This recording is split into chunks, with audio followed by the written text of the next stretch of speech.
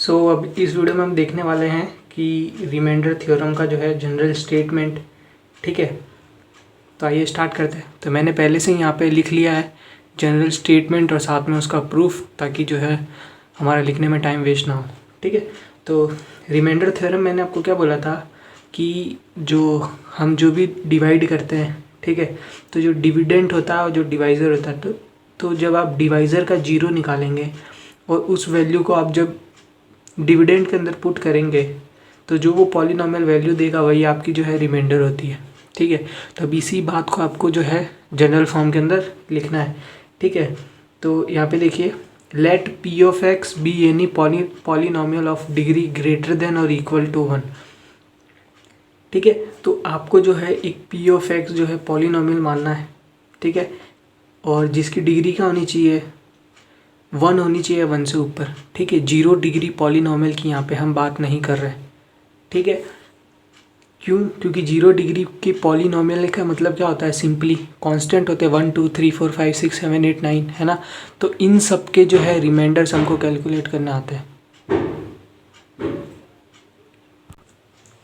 ठीक है। तो यहाँ पे आपको जो है ये पी ऑफ एक्स जो पॉलिनॉमियल है, इसकी डिग्री जो है आपको यहाँ पे 1 होनी चाहिए या फिर उससे बड़ी होनी चाहिए, ठीक है।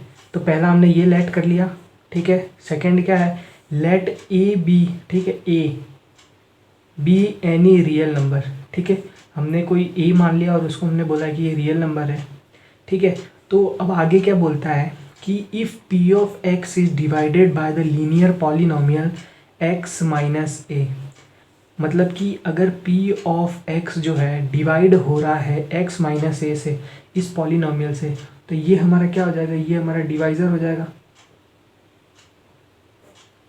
और p ऑफ x हमारा क्या हो जाएगा, ये p ऑफ x, px हमारा हो जाएगा डिविडेंड, ठीक है। तो वही मैंने बोला था कि जब ये हमारा डिवाइज़र का जो जीरो है, ठीक है, वो जब हम हमारे डिविडेंड के अंदर पुट करेंगे तो हमको रिमाइंडर देगा। यहाँ पे देखिए क्या लिखा है कि if P of X is divided by the linear polynomial X minus A, ठीक है, इससे डिवाइड हो रहा है तो देन रिमाइंडर इज पी और अंदर है, ठीक है। तो इसका जो है पॉलिनॉमियल का ज़ीरो क्या होगा, इसका ज़ीरो होगा एक्स इक्वल्स टू ए, है ना। और इसको आप किस में पुट करेंगे, पी ऑफ ए के अंदर, ठीक है। पी ऑफ एक्स के अंदर पी ऑफ ए की वैल्यू निकालेंगे और ये जो भी वैल्यू आएगी, जो भी, है ना, वो हमको क्या देगी, जो भी यहाँ पे वैल्यू आएगी, ठीक है, वो हमको क्या देगी, रिमाइंडर देगी। तो ये था हमारे रिमाइंडर थ्योरम का जनरल फॉर्म। क्लियर हो गया यहाँ पे, मतलब कि पी ऑफ एक्स कोई भी एक पॉलिनॉमियल है, ठीक है, जिसकी डिग्री क्या है, 1 और 1 से ऊपर है, ठीक है, और ए कोई भी एक रियल नंबर है, ठीक है। तो ये जो है पी ऑफ एक्स अगर डिवाइड हो रहा है एक्स माइनस ए से, जहाँ पे ये ए क्या है, रियल नंबर है, ठीक है। तो एक्स माइनस ए से हो रहा है तो ये डिवाइज़र हो गया, ये डिविडेंट हो गया। तो इसके जो जीरो है वो हम निकालेंगे, तो इसके जीरो ए आ रहा है, तो जब हम पी ऑफ ए निकालेंगे वही तो हमारा रिमाइंडर होगा। ये हमारा रिमाइंडर थ्योरम है। क्लियर हो गया। तो बस ये थी हमारी जनरल स्टेटमेंट रिमाइंडर थ्योरम की। क्लियर। वैसे जनरली एग्जाम में ये रिमाइंडर थ्योरम की जनरल इक्वेशन मतलब जनरली डेफिनेशन पूछी नहीं जाती, लेकिन आपको पता होना चाहिए। क्लियर, ठीक है। नाउ अब देखते हैं कि इसका प्रूफ, ठीक है, रिमाइंडर थ्योरम का प्रूफ। तो प्रूफ भी हम इसी जनरल फॉर्म का करेंगे, ठीक है। तो आइए देखते हैं, ठीक है। जैसे कि मैंने पीछे आपको बताया था एग्जांपल्स में कि हमने क्या किया था, दो पॉलिनॉमियल गिवन थे, ठीक है, उसका हमने रिमाइंडर थ्योरम से हमने उसके रिमाइंडर निकाल के आपको दिखाया था।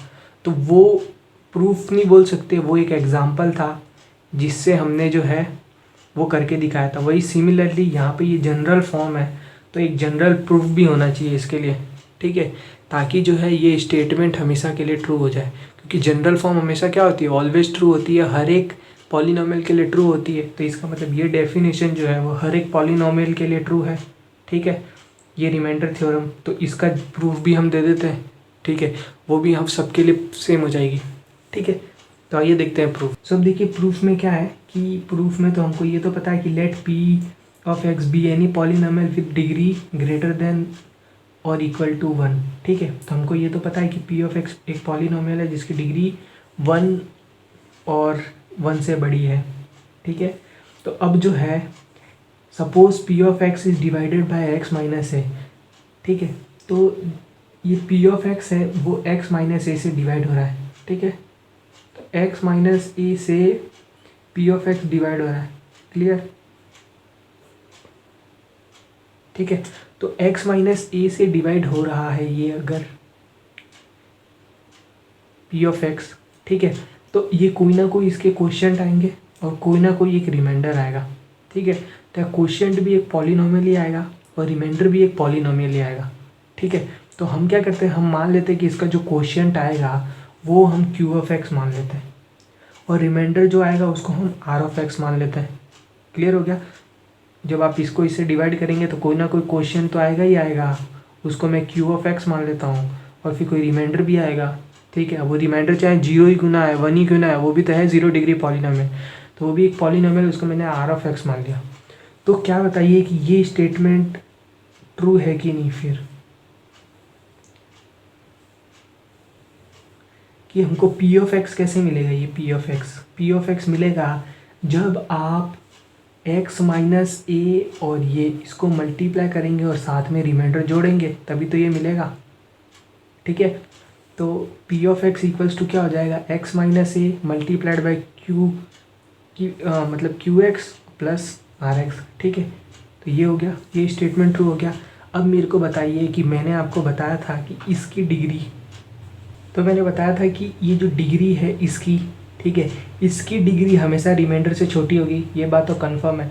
ठीक है, अब यहाँ पे देखिए इसकी डिग्री कितनी है, इसकी डिग्री है 1, तो इसका मतलब कि पॉलिनोमियल की डिग्री कितनी होगी रिमाइंडर की, वो होगी 0, है ना।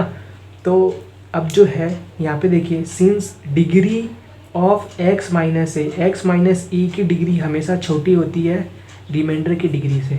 ठीक है, इसका मतलब जब इसकी डिग्री 1 है तो इसकी डिग्री हमेशा छोटी होती है डिग्री ऑफ इसके, तो इसका मतलब क्या हो गया कि इसकी डिग्री हो गई 0। अब जब इस पॉलिनोमियल की डिग्री अगर 0 हो गई, इसका मतलब कि ये जो भी इसका पॉलिनोमियल होगा ये कोई एक कांस्टेंट होगा। ठीक है, क्योंकि जिसकी डिग्री 0 होती है वो हमेशा कोई कांस्टेंट होता है, जैसे कि 2 है तो इसमें x की पावर 0 होगी या y की पावर जो भी 0 होगी, तो इसकी डिग्री तो 0 ही होगी ना, तो कोई ना कोई एक कांस्टेंट होगा। तो मैं मान लेता हूँ कि वो कांस्टेंट क्या r है। ठीक है, तो अब ये मैं पॉलिनोमियल कैसे लिखूंगा, ये जो मेरा पॉलिनोमियल है p of x equals to X minus A Q X plus R X, अब इसको जो है मैं चेंज करके ऐसे लिख दूंगा। कैसे लिख दूंगा, p of A equals to, ठीक है, अब जो है इसको आप जो है डायरेक्ट ये हटा दीजिए, है ना, तो ये क्या हो गया, x minus A Q X plus R हो गया ना इतना, क्योंकि ये जो है हमारा इससे इसकी डिग्री हमेशा छोटी होती है, तो जब ये डिग्री 1 है तो ये पॉलिनोमियल होगा ही नहीं x का, ये क्या हो जाएगा, एक कांस्टेंट हो जाएगा, तो उसको मैंने r मान लिया।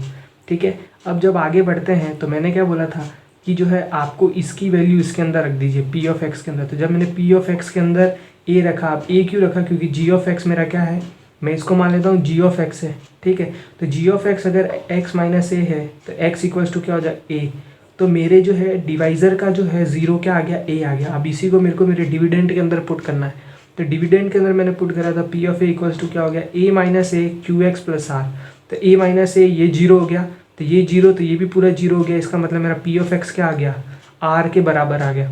तो जब p ऑफ x r के बराबर आ गया तो यहाँ से मेरा रिमाइंडर थ्योरम प्रूफ हो गया। क्लियर, तो ये था जो है हमारे रिमाइंडर थ्योरम का प्रूफ था। ठीक है, ये मोस्टली एग्ज़ाम में मेरे ख्याल से तो नहीं पूछा जाता। ठीक है, बस आपको ये पता होना चाहिए कि रिमाइंडर थ्योरम वर्क कैसे करता है। ठीक है, पर फिर भी आपको जो है ये आइडिया होना चाहिए कि कोई भी बाई चांस आ जाए तो, लेकिन ये प्रूफ आपको पता होना चाहिए। ठीक है, तो मैं एक बार वापस फटाफट रिकॉल करा देता हूँ। ठीक है, यहाँ से देखना कि p ऑफ x एक पॉलिनोमियल है, ये क्या है, डिविडेंड, ये क्या है, डिवाइज़र है। ठीक है, ये क्या है, q ऑफ x है, ये क्या है, क्वोशिएंट है, और ये क्या है, रिमाइंडर है। मैंने बोला था कि डिवाइज़र से हमेशा छोटा होगा रिमाइंडर, इसकी डिग्री से हमेशा इसकी डिग्री छोटी होगी, तो इसकी डिग्री 1 है तो इसकी ऑफकोर्स डिग्री 0 होगी। अब जिसकी भी डिग्री 0 होती है तो वो एक कांस्टेंट हो जाता है। इसका मतलब कि मैं इसको हटा के एक r लिख सकता हूँ। तो मैंने यहाँ पे r लिख दिया। अब जो है रिमाइंडर थ्योरम का क्या काम होता है। रिमाइंडर थ्योरम का काम ये है कि जो है ये क्वेश्चन, ये मेरा जो डिवाइज़र है इसकी जो 0 है वो अगर आप p ऑफ x में पुट करेंगे तो आंसर 0 रिमाइंडर आना चाहिए। ठीक है, तो ये मैंने जब यहाँ पे इसका 0 क्या था, a था।